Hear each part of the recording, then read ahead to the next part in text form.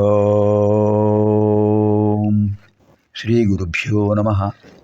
నారాయణం నమస్కృత్య నరం చైవ నరోత్తమం దేవీం సరస్వతీం వ్యాసం తతో జయముదీరయేత్.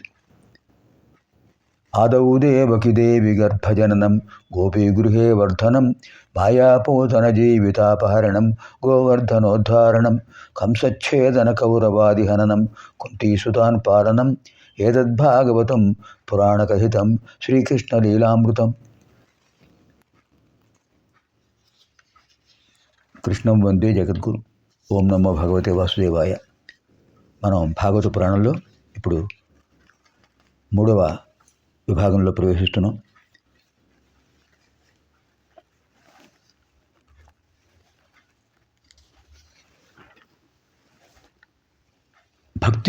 భక్తిదేవి బాధపడుతోంది.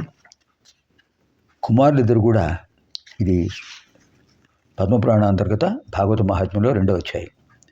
కుమారులిద్దరూ బాధపడుతున్నారు, వృద్ధులుగా కనిపిస్తున్నారు, తనకంటే వృద్ధులైపోయారు. కన్నతల్లికి ఎంత బాధ కలుగుతుంది? తన కుమారుడు తనకంటే వృద్ధాప్యం పొందారంటే ఎంత తల్లడిల్లుతుంది ఆ తల్లి. అదే నారదుడి వారికి చెప్పింది ఆవిడ. స్వామి, ఇది జరిగింది, ఎలా? వీళ్ళని చూస్తుంటే నేను బాధ తట్టుకోలేకపోతున్నాను. ఎందుకు ఇలా జరిగింది నాకు అర్థం కావడం లేదు.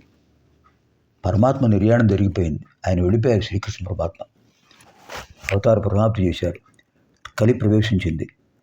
మరి ఆ కలి దోషాల వల్లనో మరి ఏమిటో తెలియదు, కానీ నేను ఏం చేయాలో తోచక బాధపడుతున్నాను. నా అదృష్టవశాత్తు మీ దర్శనమైంది. మీరు త్రిలోక జ్ఞానులు, త్రిలోక సంచారులు, త్రికాల జ్ఞానులు. వీళ్ళకి ఉత్తేజం కల్పించాలి, ఎలాగో తెలియడం లేదు. సరే, విశేషం ఏంటంటే ఆ భగవంతుడే మార్గం చూపిస్తాడు. ఇంతలో అక్కడికి సనక సనందన సనత్కుమార సనాతనులు వచ్చారు. సనక సనందన సనత్కుమార సనాతనులు, వీడు నలుగురు బ్రహ్మ సంకల్పంతో ఆవిర్భించిన వాళ్ళు. సర్వదా పంచవర్షప్రాయులు, ఎప్పుడు 5 ఏళ్ల వయసులోనే ఉంటారు. 5 ఏళ్ల వయసులో పసిపిల్లాడు ఎలా ఉంటాడండి? పసిపిల్లాడు అలా ఉంటారు వాళ్ళు. మహాతపశక్తి సంపన్నులు. వాళ్ళు నలుగురు వచ్చారు. నారదుల వారు చూశారు. దేవర్షి, ఎందుకు బాధపడుతున్నావు? ఏడు ఆలోచిస్తున్నట్టున్నావు. నారాయణ నామస్మరణ చేస్తూ ఉన్నవాడివి ఒకసారిగా స్వామి నామస్మరణ ఆపేసి అలా దిగులుతో చూస్తున్నావేమిటి అని అంటే ఆయన అన్నారు, మహర్షులారా, నేను బాధపడడానికి కారణం ఇదిగో నా ఎదురుగా ఉన్న సన్నివేశం చూడండి. ఆ వృద్ధురాలు కూర్చున్నారు. ఆవిడెవరో తెలుసునండి? భక్తికి అధిదేవత భక్తిదేవి. ఆవిడ అటు ఇటు కూర్చున్నారు. 2 వృద్ధులు ఆవిడ కంటే వృద్ధాప్యంలో ఉన్నారు. వాడిద్దరూ, ఒక ఆయన జ్ఞాని, జ్ఞానానికి అధిదేవత, ఇంకొక ఆయన వైరాగ్యానికి అధిదేవత. మీరు వీళ్ళకి ఉత్తేజం కల్పించాలి స్వామి. ఏం చేయాలో నాకు తోడడం లేదు. ఆవిడ బాధపడుతోంది, ఆవిడ బాధ చూడలేకపోతున్నాను. మీరే చెప్పండి. కిం కరణీయం, కిం కర్తవ్యం అతఃపరం కథయతే ఎత్తే స్థితం చేతసి. మీ అభిప్రాయం చెప్పండి. వీళ్ళని రక్షించాలి, ఎలా?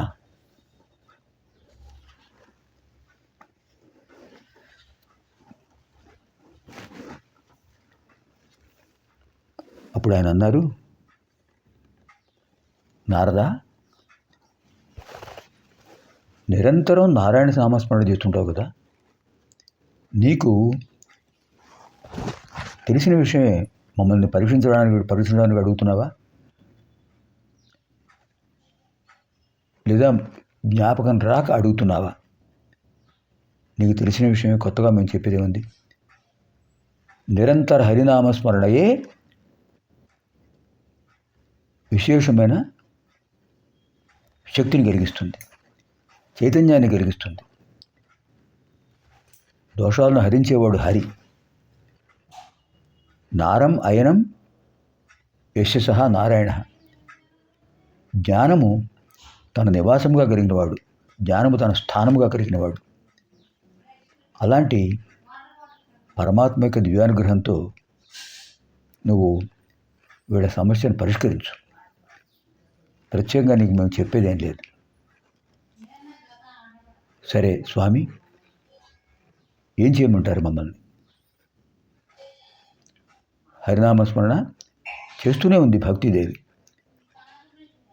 కానీ ఆవిడ పరిస్థితి చూస్తుంటే నాకే చాలా బాధ కలుగుతుంది. ఎలా ఇవిడ సమస్య తీర్చటం అంటే అప్పుడు ఆయన అన్నారు, హరిద్వారం పుణ్యక్షేత్రం,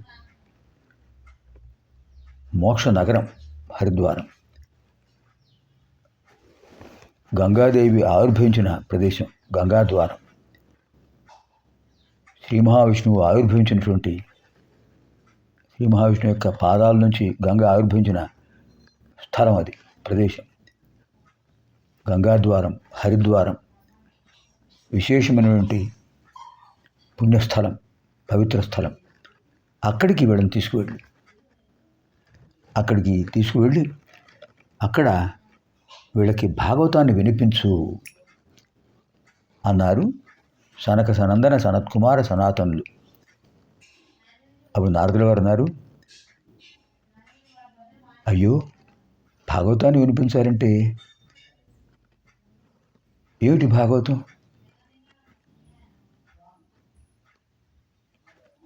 ఒకసారి చెప్పండి స్వామి అంటే వాళ్ళు అన్నారు, భగవతి రథాః భాగవతాః, భాగవతానాం కథా భాగవతం. భగవంతుని యందు ఆసక్తి ఉన్నవాళ్ళు, భగవంతుని యందు భక్తి ఉన్నవాళ్ళు భాగవతులు. ఆ భాగవతుల కథయే భాగవతం. ఎంతమంది? చాలామంది ఉన్నారు కదా. నీకు తెలుసు, ధ్రువుడు, ప్రహ్లాదుడు, గజేంద్రుడు వీళ్ళందరూ భాగవతులే. కపిల మహర్షి, ఉద్ధవుడు వీళ్ళందరూ భాగవతులే. ప్రహ్లాద, నారద, పరాశర, పుండరీక, వ్యాసాంబరీష, శుకశౌనక, భీష్మదాల్భ్యాన్, రుక్మాంగదార్జున, వశిష్ఠ, విభీషణాదీన్ పుణ్యానిమాన్ పరమ భాగవతాన్ని స్మరామి అని లోకంలో అందరూ చెప్పుకుంటుంటారు కదా. ఆ పరమ భాగవతత్వంలో నువ్వు కూడా ఉన్నావు. భగవంతుడి యందు భక్తి కలిగిన వాళ్ళు, భగవంతుడి యందు భక్తి కలిగిన వాళ్ళు, భగవంతుడిని పూజించాలి అనే సంకల్పం ఉన్నవాళ్ళు, భగవంతుడికి ఇష్టం ఉన్నవాళ్ళు అందరూ ఉంటారు, చాలామంది ఉంటారు. కానీ భగవంతుడు మెచ్చే భక్తులు, భగవంతుడికి నచ్చే భక్తులు, వీళ్ళు నాకు ఇష్టమైన భక్తులు, వీళ్ళు నా వాళ్ళు అని కొంతమందిని ఆయన భావించాడు. కొంతమందికి ఆ స్థానాన్ని కల్పించాడు, పరమభాగవతోత్తమ స్థానం. ఎవరు? ప్రహ్లాద, నారద, పరాశర, పుండరీక, వ్యాసాంబరీష, శుకశౌనక, భీష్మదాల్భ్యాన్, రుక్మాంగదార్జున, వశిష్ఠ, విభీషణాదీన్ పుణ్యాని మాన్ పరమ భాగవతాన్ స్మరామి. ప్రహ్లాద, నారద, పరాశర, పుండరీక, వ్యాస, అంబరీష, శుక, శౌనక, భీష్మ, దాల్భ్య, రుక్మాంగద, అర్జున, వశిష్ఠ, విభీషణ వీళ్ళు పరమభాగవతులు. వీళ్ళ చరిత్రలు, వీళ్ళ కథలు వింటే అన్ని కష్టాలు పోతాయి, నష్టాలు పోతాయి, భక్తి శ్రద్ధలు కుదురుతాయి భగవంతుని మీద. అందుచేత వీళ్ళను హరిద్వారానికి తీసుకువెళ్ళి, స్థల ప్రభావం అది. హరి ఆవిర్భవించిన ప్రదేశం కనుక గంగ అక్కడ ప్రవేశించిన కనుక గంగాద్వారం, శ్రీ గంగ గంగ గంగ అనుకుంటే చాలట, దోషాలన్నీ పోతాయి. అటువంటి హరిద్వార క్షేత్రానికి వీళ్ళని తీసుకువెళ్ళు, అక్కడ భాగవతాన్ని వినిపించు, వాళ్ళ కథలు వినిపించు, అదే భాగవతం. శ్రీ మహావిష్ణువు లక్ష్మీదేవికి చెప్తుంటే విన్నాం, మేము నీకు చెప్తున్నాం. ఇక నువ్వు వాళ్ళకి వినిపించు, హరిద్వారాన్ని తీసుకువెళ్ళు అనగానే తథాస్తు అని నమస్కారం చేసేట నారద మహర్షి. తర్వాత వీళ్ళందరూ కూడా హరిద్వారానికి వెళ్ళారు. అక్కడ ఏం జరిగింది తర్వాత చూద్దాం.